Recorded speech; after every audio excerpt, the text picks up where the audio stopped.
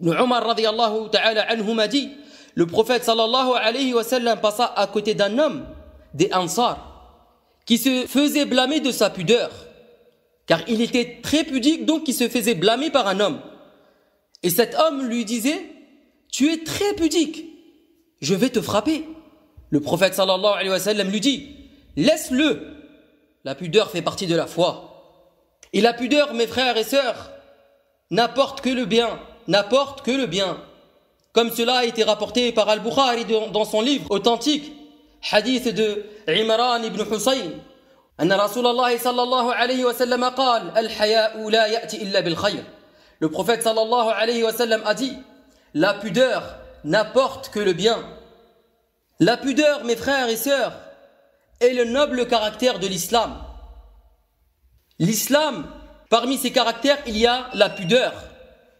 Et les autres religions ont aussi des caractères. Ils ont aussi comme caractère, comme on a vu dans le hadith, la pudeur. Mais l'islam se distingue par la pudeur. Comme ceci a été dit dans le hadith de notre prophète Muhammad sallallahu alayhi wa sallam, hadith Ibn Majah, hadith jugé bon par Cheikh Al-Albani rahimahullah, hadith de Anas ibn Malik, où le prophète sallallahu alayhi wa sallam a dit, Inna li kulli dinin khuluqa wa khuluqul islam al-haya. Chaque religion a ses caractères. Et le caractère de l'islam est la pudeur. Tous les pieux, mes frères, étaient pudiques. Et à leur tête, notre prophète Muhammad sallallahu alayhi wa sallam, il était très pudique. Comme cela a été rapporté par Al-Bukhari, hadith Aisha radiyallahu anha qui disait wa kana an-nabiy sallallahu alayhi wa sallam shadid al-haya. Elle disait radiyallahu ta'ala anha, le prophète sallallahu alayhi wa sallam était très pudique. Il n'y a aucun doute que la pudeur est un noble caractère. Les gens de science, qu'Allah leur fasse miséricorde, ont dit que la pudeur incite la personne à faire tout ce qui est bon et beau. Il incite à délaisser tout ce qui est mauvais, vil et méprisable.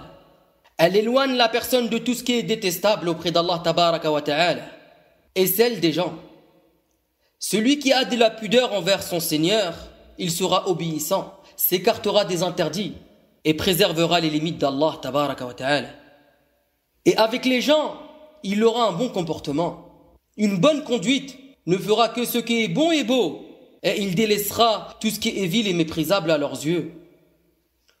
Au contraire de celui qui n'a pas de pudeur, qui transgresse sans limite, sans gêne, qu'Allah nous en préserve, et respectueux envers les gens. Tout ce que les gens détestent, il le fait. Il n'a pas de pudeur qui le retient. Pas de pudeur envers son Seigneur, et ni envers les gens. Les savants ont dit à l'égard de cette personne, celui qui n'a pas de pudeur vis-à-vis de son Seigneur et celle des gens, il est une créature vile et méprisable. Car la pudeur fait partie de la foi. Et la foi se situe dans le cœur. Et on craint pour lui un cœur mort, qu'Allah nous en préserve. Et dans ce hadith, le prophète sallallahu alayhi wa sallam s'adressa à ces gens-là. Si tu n'as pas de pudeur, fais ce que tu veux. إِذَا لَمْ تَسْتَحِي فَاصْنَعْ مَا شِئْتَ. Et ceci est une menace et une mise en garde à leur égard, comme les savants ont dit. Et ce hadith est tel que la parole d'Allah tabaraka wa ta'ala dans Surat Al-Kahf, verset 29, où Allah tabaraka wa ta'ala dit فَمَنْ شَاءَ فَلْيُؤْمِنْ وَمَنْ شَاءَ فَلْيَكْفُرْ إِنَّا أَعْتَدْنَا لِلظَّالِمِينَ نَارًا أَحَاطَ بِهِمْ سُرَادِقُهَا. Quiconque le veut, qu'il croit, et quiconque le veut, qu'il mécroit. Nous avons préparé pour les injustes un feu dont les flammes les cernent. Donc, ô toi, musulman, qui ne prie pas, qui ne sort pas sa zakat, qui ne jeûne pas, qui a de l'argent pour faire son hajj et ne le fait pas, qui ne se soumet pas aux ordres d'Allah tabaraka wa ta'ala, qui transgresse sans gêne, crains Allah et de la pudeur envers ton Seigneur et soumets-toi à ses ordres. Ou toi qui innoves dans la religion d'Allah, crains Allah et de la pudeur envers ton Seigneur, sa religion est parfaite et parachevée. Délaisse les innovations. Ou toi qui passes ton temps à calomnier les gens, ou qui est vulgaire, impoli, crains Allah et de la pudeur envers ton Seigneur et envers les gens. Retiens ta langue et repens-toi. Ou toi qui ne respectes pas les parents, les proches, les voisins, les personnes âgées, les jeunes, Crains Allah et aie de la pudeur envers ton Seigneur et envers les gens, et sois respectueux. Ou toi, ma sœur, qui ne porte toujours pas le voile, crains Allah et de la pudeur envers ton Seigneur, et sache que ta pudeur est ta beauté. Donc porte le voile. Et regardez comment notre mère, la mère des croyants, la véridique fille du véridique, Aïcha bintu Abi Bakr as-Siddiq radiyallahu ta'ala anhuma, comment elle était. Dans le hadith rapporté par Ahmed dans son Musnad et que Cheikh al-Albani rahimahullah a authentifié.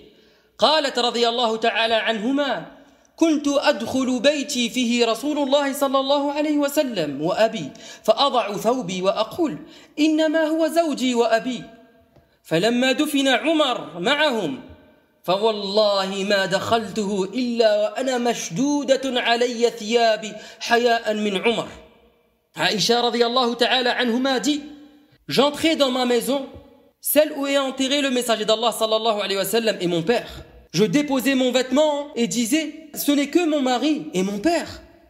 Mais lorsque fut enterré Omar avec eux, par Allah, je ne suis plus rentré si ce n'est enveloppé dans mes vêtements par pudeur envers Omar. Voilà la pudeur.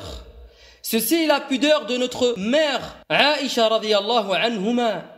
Et en a elle un parfait exemple.